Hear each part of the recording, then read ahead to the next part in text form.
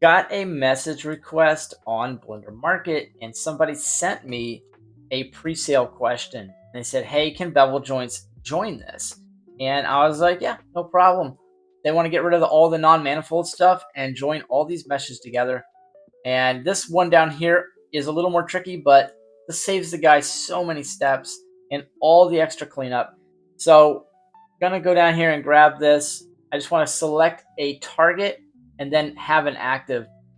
They're not the same. So the target would be where you're going to join it to, and then you grab your active. Now we're going to jump into wireframe and just click join mesh. It's really just that simple, guys. And boom, we've got this set up. Now, depending on the actual object itself, this is going to be beveled or not, depending on what you want to do. It is going to have this entire joined area set to active selected. And some things cannot be joined yet because of situations like this. So, I mean, you could merge by distance and do a few other things. I'm going to have a setting for that at some point soon so better bevels can be made. But just being able to join these two meshes together has saved him a ton of time. So now I want to grab this one, and it's really just so easy. Let's see. I'm just gonna grab these faces here because he's got the geo doing something. Let's see if I can just fill that face. Yeah. So G and Y, and I just want to move this in, holding Shift just a little.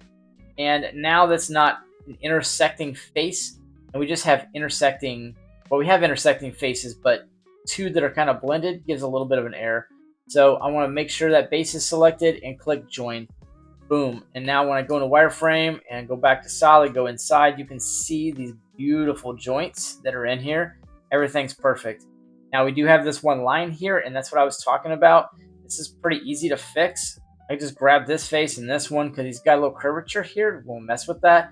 And I'm going to find out what axis we're on and hit scale Y0, enter.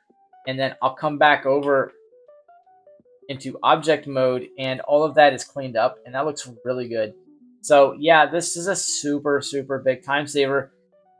If you guys are interested in the add-on, it's over here on Blender Market. I will put a link in the description and in the comments. And if right now you want to pick it up, you can get 30% off of this and just use the code fall discount 2024 until this Friday, and then that will disappear. I might extend it through the weekend because I know people got to work and stuff. But there you go.